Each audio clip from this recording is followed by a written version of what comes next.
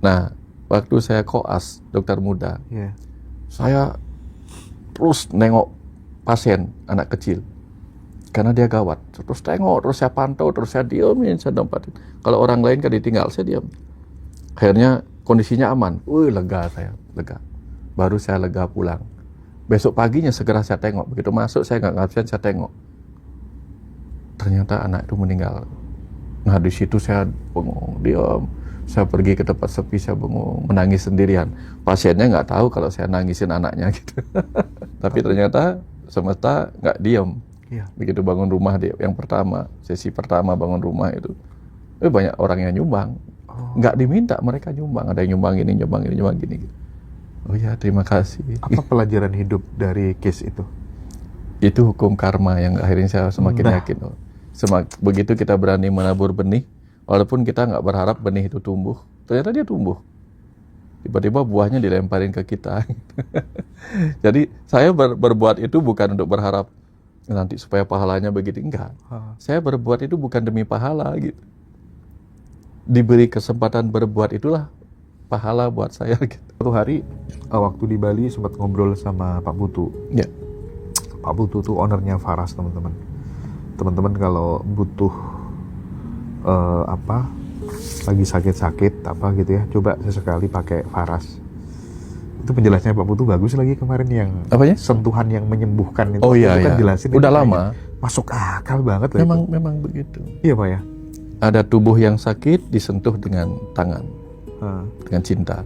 Hati yang sakit dia butuh sentuhan cinta. Bahkan ketika kita sentuh orang yang punya beban berat batinnya, sentuh di sini kan sudah merasa terangkat bebannya. Baru disentuh aja. Udah gitu, makanya kita begini kan. Ada orang yang beban batinnya tinggi, disentuh dengan kata-kata. Syaratnya apa? Ada cinta di situ. Cinta kasih. Jadi tubuh kita itu, kalau hasil saya tangkap obrolan dengan Pak Putu kemarin, tubuh kita benar-benar bisa menyembuhkan dirinya sendiri gitu. Self healing. Nah, menariknya lagi, yang lebih keren lagi waktu kita ngobrol lebih dalam gitu. Beliau dulu tuh kayak ngajarin anak muda, itu semuanya orang tuh berhak kaya. Bisa kaya gitu. Kamu bisa kayak saya gitu ya. Tapi akhir-akhir ini berubah Pak. Dan itu kayak menyadarkan saya lagi gitu. Iya ya, ternyata memang ada mesin tubuh seseorang itu memang yang kalau disuruh jadi proyektor tuh nggak bisa. Berimajinasi nggak bisa. Ada orang yang nggak bisa berimajinasi itu ada. Gitu. Jadi iya, secara misi jiwa memang nggak semua orang tuh ditakdirkan untuk jadi kaya raya kayak Pak Putu gitu. Benar. Nah, ini penting untuk kemudian dielaborasi supaya gini Pak. Supaya kita mau melakukan apa saja, pertama kali yang harus kita lakukan adalah mengenali diri kita dulu. Persis. Kalau kita sudah kenal, kan nggak perlu saya pengen jadi seperti Wayan Mustika. Saya pengen jadi seperti Abu Marlo. Nah, saya pengen Pak Wayan bicara ini lebih mendalam. Karena dulu saya sudah sering bilang bahwa semua orang itu sudah hebat di tempatnya masing-masing. Bahkan jika kamu seorang petani, hasil karyamu dimakan sama presiden. Bahkan jika kamu seorang tukang cukur, satu-satunya yang bisa megang kepala presiden itu tukang cukur. Mungkin kepala raja pun dipegang sama tukang cukur. Terus nggak ada yang lebih hebat dari yang lain. Semua sedang menjadi, yang penting menjadi dirinya sendiri yang memang tugasnya begini gitu. Jangan pernah mencoba jadi orang lain gitu. Nggak akan ada serunya. Saya pernah cerita ditanya tentang lagu waktu itu. Saya ngisi acara tentang lagu. Saya bilang, ada penanya begini, saya harus menjadi penyanyi komersial apa menjadi penyanyi rohani yang mungkin uangnya sedikit. Nah, terus saya bilang, waktu saya masih tugas di sebuah tempat di Bali Utara, ada zaman di mana burung punglor itu harganya mahal. Tapi apakah hanya gara-gara burung punglor harganya mahal dengan kicauannya, burung perkutut harus berkicau seperti punglor? Burung gagak harus berkicau seperti burung punglor? Enggak. Tetap burung gagak jadi gagak, punglor jadi punglor, perkutut jadi perkutut, nanti akan ada masa di mana mungkin burung gagak akan naik harganya gitu. Jadi intinya tetaplah menjadi dirimu sendiri, nggak ada yang lebih hebat. Ya satu hari lagi saya bilang, gimana ya rasanya menjadi orang spiritual yang dengan kesadaran spiritual? Oh, orang mencapai kesadaran spiritual itu hanya seperti seseorang yang punya mobil lalu dia berhasil menjadi pengendaranya, gitu aja. Gitu. Maksudnya apa? Gitu. Kan kebanyakan orang punya mobil yang mengendarai pembantunya, gitu misalnya, sopirnya. Tapi sekali waktu kan harus yang punya mobil, yang punya yang nyetir kendaraannya. Nah, belajar spiritual itu seperti menjadikan si owner kita, sang ruh dalam tubuh ini menjadi pengendara sendiri, tidak dikendalikan ego, tidak dikendalikan oleh pikiran yang gelap. Jadi kita mengendalikan dengan kesadaran jiwa tubuh kita. Itulah arti menjadi diri sejati. Nah, kalau belajar spiritual itu hanya untuk mencapai diri sebagai pengendara bagi mobil kita sendiri, lalu kelebihan dan hebatnya di mana? Kan biasa, ya biasa aja gitu. Jadi sama dengan orang yang mau mengendarai tubuhnya untuk menjadi polisi, menjadi petani, menjadi nelayan, menjadi guru spiritual, menjadi pendeta, semua sama gitu. Nggak ada yang nggak ada yang layak menjadi lebih tinggi daripada yang lain gitu. Iya. Itu saya ceritakan. Nah, oke. Itu tuh statement yang terakhir tuh sangat penting gitu, karena kadang ketika kita udah kagum sama guru, seolah-olah hanya metode guru itu yang kemudian bisa diterapkan supaya hidup kita terbebas dari yang namanya penderitaan. Akhirnya kita benar-benar fokus sama metode itu, seolah-olah metode yang lain gak ada yang benar gitu. Padahal kalau dipikir lebih mendalam lagi, ya setiap manusia tuh unik. Kenapa kemudian kamu hanya taruh atensimu ke metode itu saja gitu? Padahal banyak kebenaran-kebenaran lain di luar situ gitu, Pak. Benar. Nah, itu tuh bukan pengalaman orang lain, Pak. Itu pengalaman hidup saya sendiri gitu. Awalnya tuh kayak menurutku ya, metode ini deh yang paling benar. Akhirnya kita konsentrasi terus sama metode itu gitu. Padahal di sisi lain, oh iya, aku tuh unik ya. Tuhan ngajarin aku dengan caranya dengan asik, dengan mudah, dengan menyenangkan. Ngapain aku terus kemudian harus fokus belajar ke metodenya orang itu gitu kan? Jadi semacam kayak muncul kepercayaan diri, Pak Wayan. Iya. Kepercayaan diri. Benar Mas Hendra. Iya. Karena kebetulan saya juga dari kecil memang sukanya menjadi diri sendiri. Tapi suka mengambil metode orang lain. Ambil gini, oh ini bagus, ambil. Enggak 100% saya ambil. Ini bagus, bagian ini saya ambil. Bagian meditasi bagus yang ini saya ambil. Bagian pengetahuan yang ini saya ambil. Jadi saya tahu setiap orang, setiap pengajaran itu mengandung hal-hal yang bagus untuk saya. Yang tidak bagus untuk saya mungkin bagus bagi yang lain. Jadi bukan berarti saya ambil bagus-bagusnya, jelek-jeleknya saya nggak pakai, nggak ada gitu. Yang diberikan tuh bagus, tapi ada yang bagus untuk saya, ada yang bagus untuk orang lain. Gitu. Sehingga yang bagus untuk saya ambil, yang nggak bagus untuk saya, yang bagus untuk orang lain biar dipakai yang lain. Gitu. Nah, di situ saya memiliki rasa hormat yang sama kepada orang-orang gitu. Di awal-awal dulu Pak Wayan tuh sempat mewanti-wanti saya ketika belajar spiritual supaya nggak gampang kagum sama guru gitu. Artinya memang benar-benar pengennya tuh kita tuh menemukan kebenaran yang orisinil gitu dari pengalaman laku sehari-hari gitu. Nah, itu juga terkadang yang mempengaruhi jalan hidup saya ketika kemudian saya nge-host gitu ya. Saya mesti ada pikiran-pikiran liar gitu. Orang ini mesti kebusukannya di sini gitu kan. Sehingga itu yang bikin saya kayak susah gitu, disuruh kagum sama narasumber, sama guru spiritual tuh kayak susah banget gitu. Nah, ini penting untuk saya sampaikan, Pak. Kenapa? Karena saya melihat dan menyaksikan sendiri banyak orang yang belajar spiritual, belajar finansial dimanfaatkan sama guru-guru atau coachnya gitu ya. Nah, ini state of mind saya sekarang begitu. Sehingga jangan pernah silau sama figurnya. Kira-kira begitu ya Pak Wayan? Iya. Jadi bahkan pengetahuannya pun bisa menyilaukan. Pengetahuan bisa menyilaukan. Jadi gini, dalam ajaran Hindu itu ada yang dikenal Saptatimira, 7 kegelapan. Tapi ternyata yang disebut 7 kegelapan itu adalah sesuatu yang terang. Contoh, guna itu ilmu pengetahuan. Itu kan terang, Iya. tapi itu bisa menggelapkan.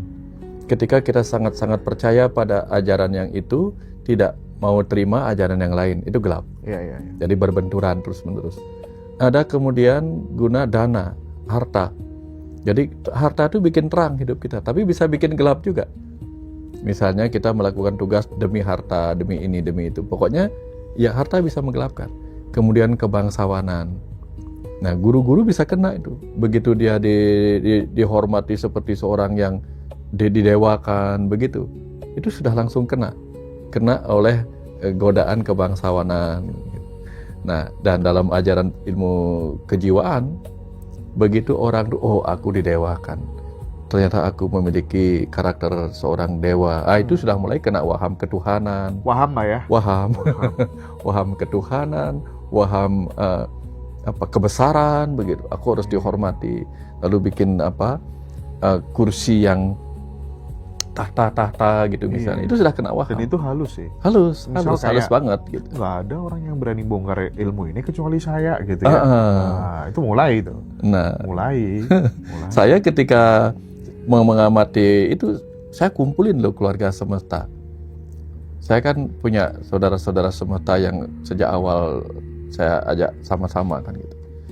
Begitu saya melihat tanda-tanda saya akan disuruh memegang yang lebih besar lagi. Sebelum saya menyebar ke Ngaji Rosu, sebelum pandemi lah, saya sudah melihat tanda-tanda tugas saya adalah tugas kamu begini nanti, dikasih tahu kan. Oke.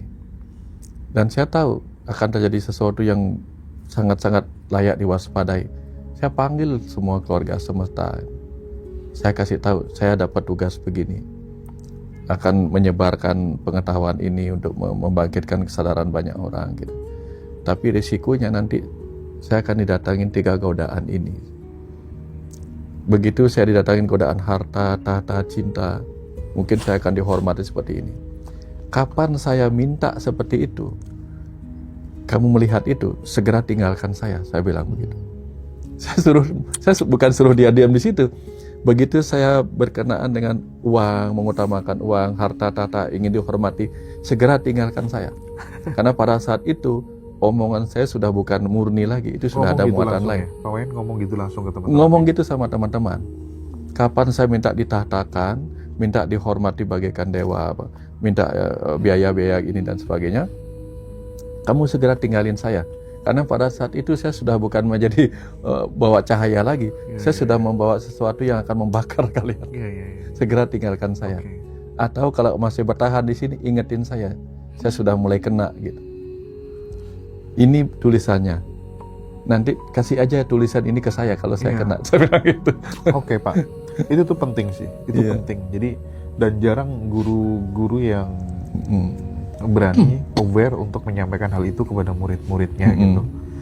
Nah, apapun itu, entah itu mengkultuskan guru, terus kemudian dimanfaatkan dengan sedekah ekstrim, sampai sampai menggadaikan sertifikat tanah, menjual mobil bekas, dan sedekahnya itu harus lewat gurunya, atau kemudian dimanfaatkan, diajak bertemu di hotel dengan alasan bisnis, ternyata diajak berhubungan intim dengan alasan harus proses menuju makrifatnya harus melalui kayak gini caranya. Seks itu energi spiritual tertinggi, maka meditasinya harus lepas baju dulu, atau kemudian 3 bulan dikasih kelas, naik. Apapun itu adalah sekolahnya para jiwa menurut saya. Even aku juga mengalami hal itu. Ya. Jadi saya juga mengalami, dan sekarang saya baru sadar, ya memang aku harus kayak gitu. Supaya aku bisa mengalami sendiri, ya, supaya bisa merasakan, oh gagal tuh kayak gini, kesalahan tuh kayak gini gitu. Kalau nggak gitu kan nggak paham, Pak, gitu. Iya, harus ngalami langsung. Iya. Pengalaman adalah guru sejati. Iya, makanya. Nah, cuman kan yang jadi masalah, kalau bisa kita itu kan cukup belajar dari pengalaman hidupnya orang lain. Ya, jangan sampai kita lihat jurang yang dalam, itu bukan jurang yang dalam, karena aku belum jatuh ke situ. Jangan sampai. Itu maksudnya. Kalau Cukup ada orang belajar jatuh dari ke situ, ya jangan diikuti. cukup belajar dari kesalahan dan pengalamannya Mas Hendra yang dulu pernah kayak gini gitu loh teman-teman. Iya. Dan lagi-lagi saya ingin mendorong teman-teman jangan taklid sama guru ya. Bahkan Pak Wayan pun selalu mewanti-wanti itu. Bahkan Pak Wayan secara terbuka itu ngomongin soal itu. Ini penting sekali. Kenapa teman-teman? Karena terkadang ya kita tuh memang harus berlatih untuk menjadi tidak penting. Nah Pak Wayan pun melakukan hal itu, gitu loh.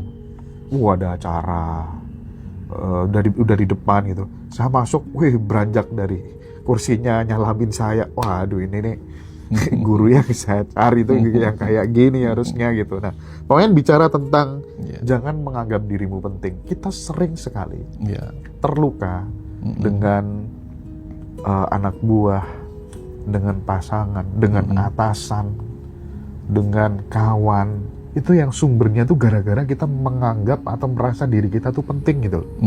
Kurang ajar, aku nggak dihargai ya. Pengorbananku selama ini nggak dilihat ya. Nah ini kan skill Pak ya. Dan kita sering terluka, kita sering menderita gara-gara hal seperti ini. Nah pengennya hidup itu kan merasakan bahagia yang abadi ibaratnya kan. Bebas dari yang namanya penderitaan gitu. Apalagi yang paling berharga dalam hidup ini kecuali bebas dari yang namanya derita gitu. Nah bagaimana Pak Wayan ini? Iya, salah satu ciri orang yang mengalami gangguan narsistik itu adalah merasa dirinya paling penting, priority. Nah kalau kita bicara tentang diri yang mengalami kesadaran, dia masih narsistik, berarti dia nggak sadar diri dong. Logikanya begitu. Kalau kita sadar diri, benar-benar sadar Mas Hendra ya, kita sadar diri kita, kayaknya aku udah mulai narsis nih. Sadar, kayaknya aku merasa paling penting, merasa yang paling hebat, itu udah berbahaya.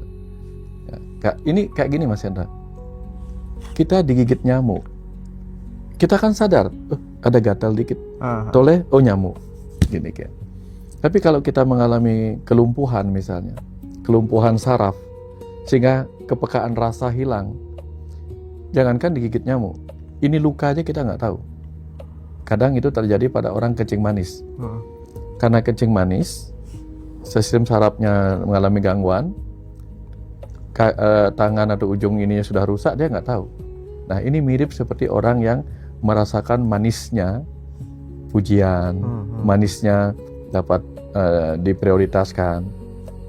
Tiba-tiba dia nggak sadar dirinya lumpuh bahwa aku udah mulai narsis nih. Dia nggak sadar karena kelumpuhan oleh kemanisan tadi itu. Hidup yang serba manis, serba sering dipuji, sekali nggak dipuji langsung dopaminnya seperti kecanduan pikiran. Nah kalau kita benar-benar ada dalam kesadaran yang konsisten, kita selalu waspada Mas Hendra. Makanya ajaran di Jawa yang eling waspada itu harus terus dibawa. Jadi alarm kita harus terjaga.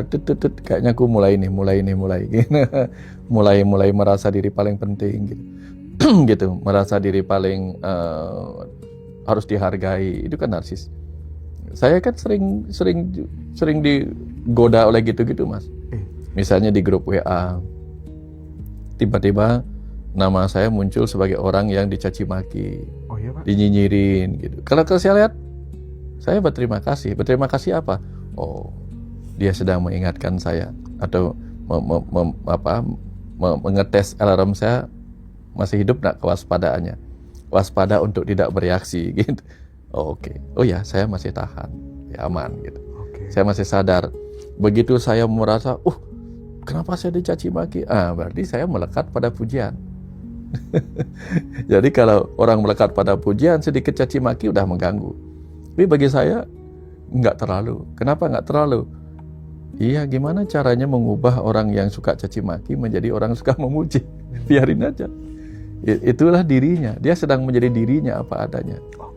Saya hanya sedang menjadi diri saya yang jadi bebas dari pengaruh penilaian orang lain. Memicu amarahnya Pak Wayan sama sekali? Enggak ke-trigger ya? Enggak nge-trigger saya. Paling saya ketawa gitu. Malah saya share ke teman-teman untuk membuat mereka bertanya. Terus responnya apa? Jawaban saya apa? Enggak saya respon. Kenapa enggak direspon? Ya enggak apa-apa. tugas saya bukan merespon, tapi tugas saya untuk menoleh, oh alarm saya masih bunyi. Gitu ya Pak ya. Saya masih sadar gitu. Iya, iya. Sadar bahwa oh ya. Kalau aku nggak tahu ya. Mungkin kalau baca gitu ke trigger apa enggak ya. Cuman terus terang aku nggak ada waktu gitu Ya, untuk baca yang kayak gitu gitu. Oh. Tapi pernah nggak Pak Wayan tuh berada pada sorry Pak ini agak pribadi gitu. Ya. Saya pernah dengar Pak Wayan tuh dulu terkenal sebagai, mohon maaf sekali, dokter yang miskin. Pernah nggak sih Pak? Itu ada label itu bener-bener pernah ada nggak sih, dan bagaimana mensikapi itu? Yang sering mengatakan tuh anak saya, Oh iya, Panji. Panji sendiri yang bilang. Saya bilang begini, adik mau jadi dokter? Nggak mau, nanti miskin kayak bapak. Jadi dia merasakan saya miskin. Iya. Karena saya dulu tuh Mas, gajinya itu saya bagi Mas. Berapa sih Pak gajinya dokter waktu itu? Oh, Soalnya semua dokter itu yang tahun bilang 2002, sama saya, tahun gajinya tuh 2000 tinggi-tinggi. sampai tahun 2022 Mas ya. Sampai tahun 2020. Itu kira-kira 6 tahun yang lalu lah. Penghasilan terbesar saya waktu itu masih bisa sampai 2 juta. Ya ampun. Kadang 3 juta, kadang kalau pasiennya banyak gitu. Tapi itu kemudian saya bagi. Sebagian harus saya sisihkan untuk persiapan ditabung 500.000 tiap bulan. Karena apa? 6 bulan lagi akan ada upacara Hari Raya Galungan. Untuk kemudian dibagikan sebagai angpau anak-anak. Terus untuk dibawa ke kampung istri. Untuk dikasih ke ibu, juga ke adik, anak-anak, keponakan gitu. Jadi saya bagi-bagi. Saya bagi-bagi ini untuk listrik, untuk ini gitu. Yang sisanya nggak ada untuk saya, karena nanti ini persiapan untuk kalau ada rumah bocor dan sebagainya gitu. Dan pada saat itu juga saya harus memperhatikan orang yang benar-benar nggak ada kerjaan dan membutuhkan sesuatu, kan saya harus bantu juga. Yang jadi masalah kan nggak semua teman-temannya Pak Wayan kan juga nggak dapat label dokter miskin gitu. Yang membedakan Pak Wayan sama teman-temannya apa? Kira-kira apa? Yang bikin kayak gitu apa? Padahal jenengan dokter loh. Rata-rata dokter tuh mesti duitnya banyak, rumahnya bagus, gitu ya Pak? Ya, yang membedakan mungkin tujuan saya jadi dokter ya mungkin ya. Oh, ya. Okay. Saya punya beberapa teman yang mirip dengan saya, tugasnya kayak gitu. Dulu saya jadi dokter kan tujuannya supaya apa? Supaya bisa gratisin orang gitu. Kalau saya ngantar orang ke dokter lain, minta tolong digratisin kan nggak bisa. Tapi kalau saya dokternya, saya kan bisa gratisin orang. Aduh. Bahkan saya kalau pasiennya nggak punya biaya untuk berobat, yang saya antar ke rumah sakit, saya bayarin biaya rumah sakit. Habis itu saya baru mikir, uang saya habis. Sebagian gaji saya pakai untuk beli obat, untuk saya praktek di klinik yang lain. Untuk apa? Untuk gratisin yang datang. Kadang ada pengemis yang kecelakaan, kasih uang. Saya melakukan itu memang sejak di puskesmas juga.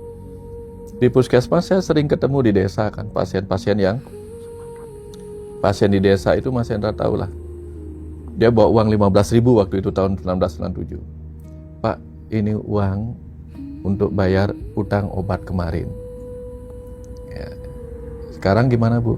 Sekarang Bapak mau berobat lagi tapi nggak ada uang, tapi batuknya keras sekali. Udah, gini caranya.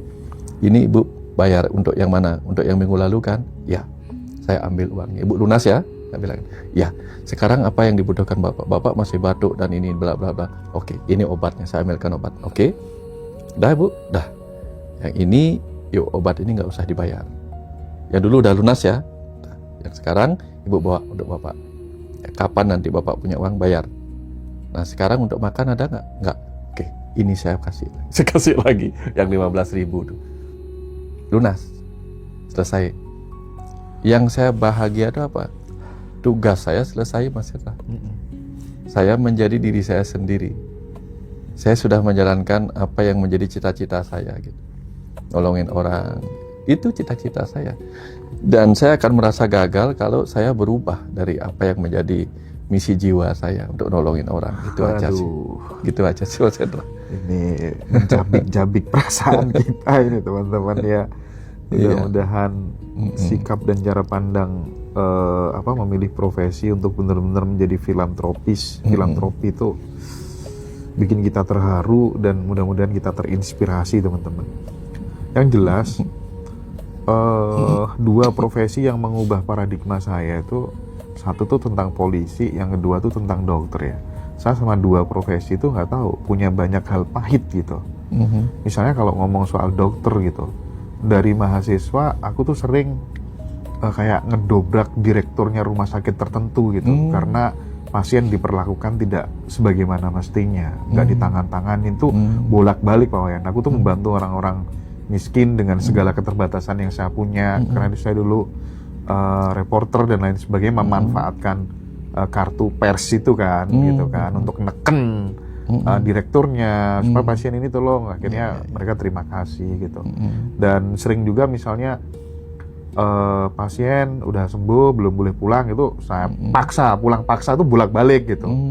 Dan banyak kejadian-kejadian pahit yang menurutku dokter tuh banyak dokter yang menyebalkan gitu, oknum dokter. Tapi setelah ketemu Pak Wayan, paradigma itu berubah. Ternyata ada juga ya dokter yang mulia gitu. Banyak ternyata ya. Saya aja yang kurang main mungkin ya. Polisi juga gitu Pak. Polisi juga begitu. Jadi saya sering kali ya berhadapan dengan kasus-kasus kayak gitu ya. Tahu lah ya, saya dulu demonstran. Polisi tuh kayak gini ya ternyata ya. Terus misalnya aku melanggar lalu lintas membahayakan nyawa orang gitu ya, aku rekam kan, gimana nih uangnya tak transfer, boleh nggak Pak? Nggak mau gitu ya, nggak mau. Tapi memang saya salah sih, parah sih. Kejar-kejaran kan bolak-balik Pak, saya tuh kejar-kejaran sama polisi di mobil PJR tuh 2-3 ngejar, saya tuh bolak-balik dalam hidup saya gitu. Dari zaman dulu gitu Pak. Saya pernah ngasih uang 11 juta juga pernah, ya kan? Tak kasih, ibaratnya biar udahlah nggak usah panjang-panjang lah ya, memang saya salah gitu ibaratnya. Terus kemudian anak berantem gitu, nggak bisa keluar kalau nggak ditebus 12 juta per anak gitu ya. Ya kelakuannya oknum polisi kan kayak gitu. Tapi suatu hari ternyata Mas yang selama ini tidur sama saya, ngader saya tiap malam dulu, itu ternyata polisi, kurang ajar kan, intel kan ternyata. Ternyata polisi ada juga ya yang baik gitu kan. Ada. Nah, kadang kan kita mengeneralisir gitu Pak. Iya. Selalu ada yang 20% ekstrim positif, yang 20% ekstrim negatif. Tapi memang apa yang dilakukan Pak Wayan tuh wise banget. Jadi gimana ya Pak, kalau kita melihat orang sakit tuh pengen sembuh gitu ya. Kadang dokternya tuh jaim banget, ya kan. Aku tuh saya kayak melihat ketidakadilan gitu loh di rumah sakit tuh. Orang tuh pengen ketemu dokter, orang sakit tuh semua segera pengen, tapi kayak posisinya tuh dewa gitu loh, VVIP, kalau nggak hari ini, jam ini nggak bisa diganggu gitu. Apalagi kalau sudah liburan sama keluarga segala macam gitu. Nah ini orang gimana kalau nggak ada yang nolong gitu loh. Kalau saya bisa meninggalkan semua pekerjaan kalau udah ada yang panggilan kayak gitu Mas. Oh ya, apa namanya tadi saya mau cerita tentang pertanyaan.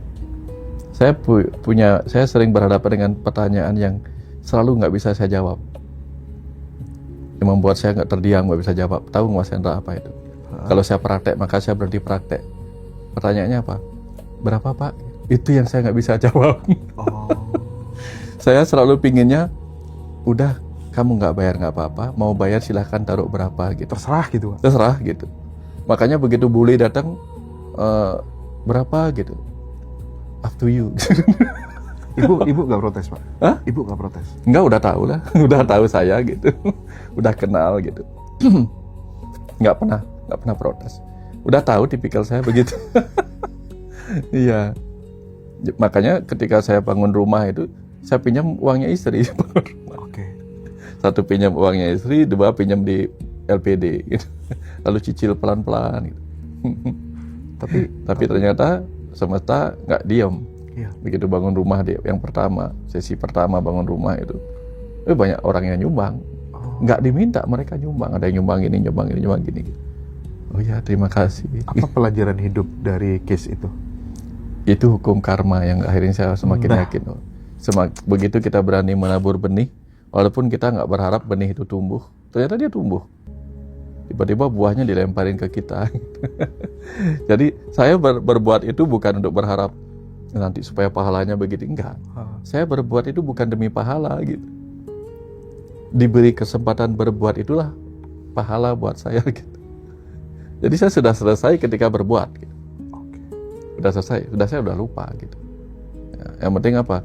Saya akan tersiksa kalau saya bisa menolong tapi saya nggak nolong. Saya pernah nyaris mati berkali-kali, Mas Hendra. Bahkan ketika bom Bali 2 itu, saya ngelompat ke ransel yang dikatakan isinya bom.